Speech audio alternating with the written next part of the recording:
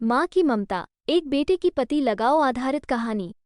एक छोटे से गांव में कस्बे मेरा राहुल नाम का एक लड़का रहता था। बचपन में ही पिता की मृत्यु हो जाने के कारण राहुल के परिवार की आर्थिक स्थिति बड़ी दयनीय थी कि माँ कुछ पढ़ी लिखी जरूर थी, लेकिन उतनी पाई से नौकरी कहाँ मिलने वाली थी। सो घर घर जाकर बर्तन मांजकर और सिलाई का काम करके किसी भी तरह अपने बच्चे को पढ़ा लिखा और पाल पूछ रही थी। राहुल स्वभाव से थोड़ा शर्मीला था और अक्सर साथ बैठा रहता था। एक दिन जब वो स्कूल से लौटा तो उसके हाथ में एक लिफाफा था। उसने माँ को लिफाफा पकड़ाते हुए कहा, माँ, मास्टर साहब ने तुम्हारे लिए ये एक चिट्ठी भेजी है, जरा देखो तो इसमें क्या क्या लिखा है।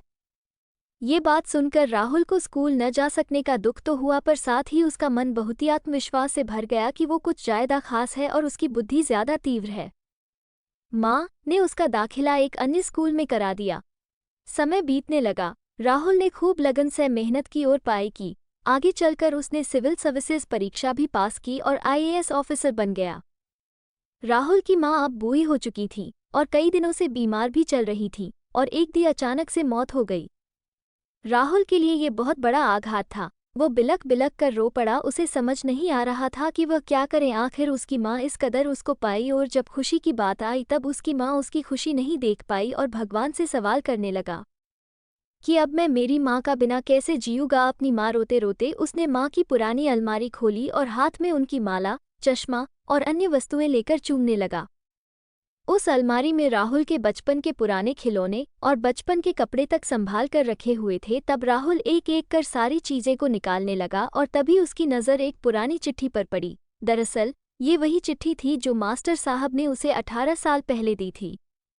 नम्र आंखों से रहल उसे चिट्ठी को पढ़ने लगा। अंडस्को, आदरणीय राहुल की माताजी, आपको बताते हुए हमें बहुत ही अफसोस हो रहा है कि आपका बेटा राहुल पढ़ाई में बेहद कमजोर है और खेलकूद में भी भाग नहीं पाता है और वह शारीरिक से भी कमजोर। आपको जानकर दुख होगा कि उम्र के हिसाब से राहुल की बुद्धि विकसित नहीं हो पाई है, अतः हम इसे अपने विद्यालय आपके बेटे को पढ़ाने में हम असमर्थ हैं। आपसे निवेदन है कि राहुल का दाखिला किसी मंदबुद्धि विद्यालय में कराएं अथवा खुद घर पर रखकर आप खुद पढ़ाएं। सादर, प्रिंसिपल।